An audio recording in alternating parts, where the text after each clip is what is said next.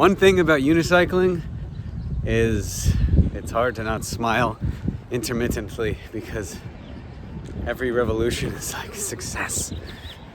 So I'm back. This is the second Unicycle Diary video log, whatever I'm calling it. Yeah, excited today because even though everything's seemingly crazy and locked down, I'm so excited because I have just gained access to more learning opportunities like the masterclass.com. No affiliation, but I really believe in it, and I've been wanting to join the school system there for a long while, and finally doing it. My first class is with Chris Voss. He's an amazing negotiator, and I've read one of his books called Never Split the Difference. So when I realized that they had the class, I just had to do it. So anyway, I'm excited. Like, I wasn't even going to take this unicycle ride and just dive into it completely, but I listened to 30 minutes, took notes, and then I realized I should get out, because if I don't get out now, if I don't get out before 1 p.m., sometimes I just stay in and I don't get out. Oh yeah. This is a beautiful street with beautiful trees. Yeah. What else happened in the morning? I read another excerpt of The Ego is the Enemy, and how it's not always about, it shouldn't be about getting rewards and getting at a higher level. It should just be about the work, and it's just another good day's work, and that's it. But we all of course want things. We're all a little selfish, or we want awards, we want to feed. We all have an ego, but to really remember that is important. Just do the work. Then after that, I read just a continuation of the Tim Ferriss book, Tools of Titans. Oh no, Tribe of Mentors. That's what I'm reading that one. And what's cool about it is it has different people, like of the best of the best, and you can just read an excerpt once a day if you'd like. And I do that to start my day. Off-roading. Here we go. This is what I love. I love doing little trails on the unicycle. They have trick unicycles and trail tires. One day I'll probably get both. Just have a couple different unicycles for different things. Yeah, so Tribe of Mentors is good, and it's just nice to be able to read 2 to 3 pages of someone that Tim Ferriss, if you don't know who he is, you should check him out. Amazing stuff. He's done so many good things for people, the community, and I've learned a lot of good resources from him. Yeah. What else is on my mind? I'm just glad I'm out right now. I'm looking with everyone. The people still out. A lot of them just have the masks on because of the corona thingy. I'm not wearing masks because I'm not sick. And if you are sick, that the mask will help you not get others sick and not spread it. I mean, maybe it helps a little if I wear it, if someone's sneezing near me, maybe, but from what I've read, it doesn't really help like everyone's thinking, and it's kind of ridiculous how so many people are just going out to buy them. And they were running out of masks before. They're still out of toilet paper in a lot of places. Shit, I fell. But I don't know. I went into Target the other day and they were out, and the guy said, "Oh, they come in the mornings." That's kind of, I didn't recheck because I have enough, but I still find it crazy. Here we go. I lost the train of thought. So today's goal is to get to my destination faster and to maintain a pretty good heart rate. I wish I could know how fast I'm going on this unicycle. I mean, you can only go so fast before you get ahead of yourself. It's beautiful out. Glad I'm out.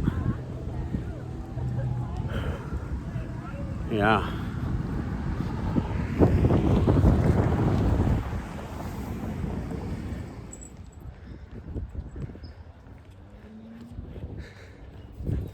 Oh, here's something I've been thinking about. See these towers and all the electricity and all that stuff. I've always, whenever I was near one, I would try to not stay there long. So if I went on a camping hike somewhere and they had it, I wouldn't want to stay there long because I feel like it does something to your brain. And there's a lot of proven stuff, I'm sure, about that. The electromagnetic field, EMF stuff. And I was definitely doing some research on that and the whole 5G thing. If you don't know about that, it's basically like the 4G network for phones and cellular stuff, but times 10. And it's gonna start possibly messing with our heads and everything. And I've been contemplating about somehow moving away from the city so I can move away from stuff like that. It's just damaging. And I love electronics. I love technology so much. It's so fascinating to me. I've always been like that. I edit everything on a computer. My cameras are electronics. But I feel like we're so close to our phones so often, and especially me as an editor, I'm editing constantly. I have my laptop, my phone's over there. Usually I throw my phone to the left or behind me if I'm editing or focusing so I don't defocus. It's a seriously good habit I developed. I literally will throw my phone, like chuck it behind me onto this couch behind my desk, and it feels good. I'm like, I don't have to worry about people. I just always keep these notifications off, and I kind of designate myself when to check, and it's just a big freedom there because so many people are just phone slaves.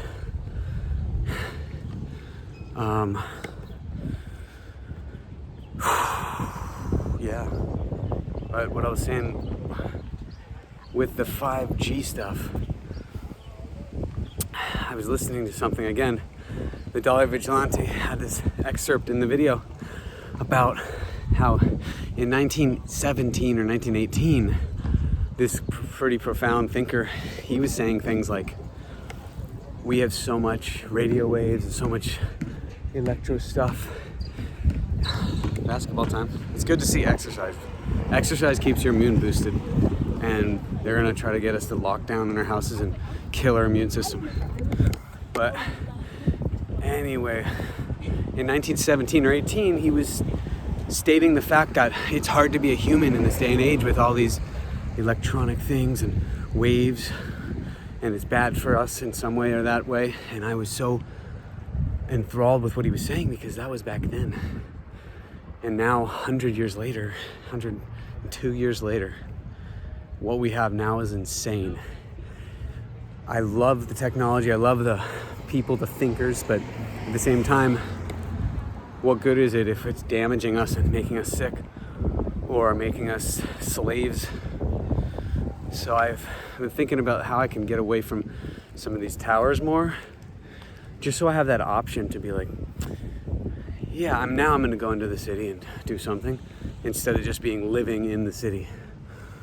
But of course, there's a lot of preparation for that. You gotta make sure you can have income consistent, or somehow, buy a little piece of land and just farming yourself and work as you please, if possible. But first thing was just to research more about it, and I was considering getting a electromagnetic field protector for my phone, because they do say if you want to keep your phone like 3 or 4 feet away from you. There was this book called, I think it's the Primordial something I was reading years ago, and just about, this is years ago, about the Bluetooth, even the Bluetooth in your ears. You should never speak on the phone like this with the cell phone. Always keep it away from you at a decent distance with a speakerphone. But I was thinking of getting a case that protects the phone, so I can keep it a little away from my body. Kind of looks a little bit like a dork would have it on, like right there on your belt. I mean, come on though, look what I'm wearing. Like, I don't give a crow. I don't give a hell. I don't give a crow. I like that. Oh man. See, I just fell right on my feet. Now I'm gonna try to go down this. I've done it before. Oh shit. Okay, so as you can tell, it's definitely hard to get back on your feet sometimes, but here we go. All right, here we go. Yes, it feels good. I like it. I fell, and that reminded me that, hey, I'm not some master unicyclist yet, and I gotta keep doing it, and you keep learning different ways to move your body. So yeah, I always look at these lines and I love the technology, I do, but I can't help but think, especially with on the research and other people and some proofs out there. And also my friend slept under once when he was camping, he slept under a cell phone tower, or one of those towers, I don't know what it was for, and he woke up with this like delusional and headache, and he was with just him and his dog, and he barely got out of there. I mean, he could stumble in the night and fall down the hill. So ever since that, I really stayed away from him, and there was even some thoughts like going in my head, what can I do to protect the inside of my house? You know, I don't want to be like a tinfoil hat wearing person, but maybe I can make the house look cool and do some kind of 5G proofing in the near future. Or like I said, find a place a certain amount of miles away from a lot of the stuff where at least I'll be protected for the next 5 years or something. Yeah. So I'm on another beautiful street here in the neighborhood. It's so peaceful. And it's really peaceful to me because there's so many less people out with the lockdowns. And this is Los Angeles, so it's not as bad as certain places. But some of them, I guess, half of them are following the lockdown, staying inside. The other half are just going out to get air. But I see most people keeping distance, which, whether or not this is a government thing that they made up, or people are just having the flu really intensely, I definitely do not want to get sick, and I don't usually get sick much.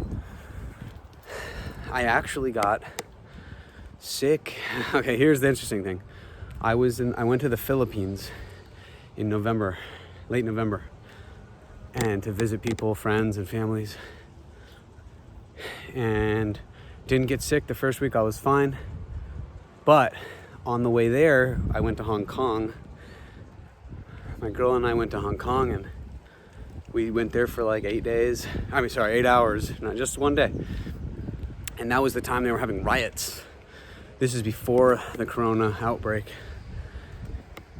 And then, lo and behold, December 12th or December 10th, about 2 weeks later, I got sick, and it was something like a elongated sickness and stuff that I usually don't get that bad ever.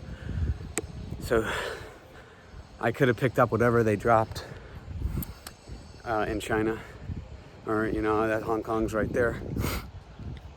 So you never know, and it took me like 3 weeks to get over it. It went away, and then it came back.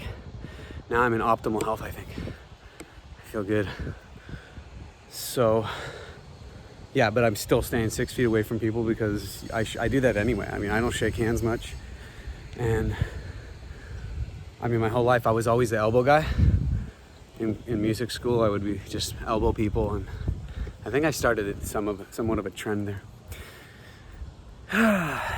So, yeah, that's my thoughts, and the claim of bringing vaccines. I grew up, luckily, my father and my mom, they were not for vaccinations. Even in the 70s and the 80s, they started to learn about it, and then later, when I was born, they didn't really vaccinate me. The only vaccine I've got is probably when I went to, where was it? French Guiana on a film shoot, like above Brazil or something. That I needed to get some vaccinations, which I didn't want to do, but I've done fasting since then, so I detoxed a lot of it, whatever they put in me. And I didn't get sick during that. I don't know if it's just because I follow a pretty good health regimen or what, but I tell you, if they start demanding vaccines from everyone, that's gonna probably be my cue to somehow split on the little funds I have, luckily I have invested in some silver and some Bitcoin finally, but not like some of the people that I follow where they have tons of it. But if all shit breaks loose, I think I could be in a decent position, and if I could just figure out how to get away from this all, where most government officials won't go, I'd be okay doing a farm, as long as I have my camera and my editing, and hopefully we still have internet by then. I'll just make solo short films, maybe even a feature film, and I'll get really creative. Nothing's gonna stop that, that's for sure. So, yeah, I don't know what's gonna happen. I'm intrigued. It's 18 minutes in, but yeah, I'm curious, and I'm trying to be prepping the right way. I'm gonna start growing some of my own vegetables, like I've always wanted to do, but I didn't really have the space. But now I have an option possibly, so I'm gonna try to start with doing like one. If I can plant enough, and eventually maybe by the end of the month or two, whatever it takes, to have at least enough food for one day a week off of the homegrown stuff, I think that's gonna be smart. And then maybe go to 2 days a week, just so it seems low overhead. Anywho, I'm gonna end this right now because I have arrived at my destination. So I bid you adieu. Stay safe, be smart, research, and look into 5G stuff. It's crazy. I just heard stuff that the 5G was released majorly. The biggest release was in Wuhan, China, where the Corona-19 broke out. Then the second or third place was Italy, and then Spain. And those are the places where the highest death rates and the highest problems with people getting sick. And it sounds like crazy, but really, the research, and so that guy in 1917 saying that all this electromagnetic shit is going to be problematic for us as humans to live, with Mother Nature. He also said during those times, then, to really make sure you practice with your spiritual outreach, whatever that means to you, the internal stuff, because if you don't, you'll get consumed into the depths of all this madness. It's just like getting a good morning routine. If you have a good morning routine that makes you start your day right, even when bad things happen, you're ready for them, you're prepared, train in winter for the summer battle. I believe in that. So when a battle comes and I have to be on a unicycle with like a gun in my hand, I'm ready. No, but really, yeah. So protect yourself, consider growing some food. I definitely recommend that. And this has been a fun unicycle ride with you and my thoughts. So have a wonderful and safe day.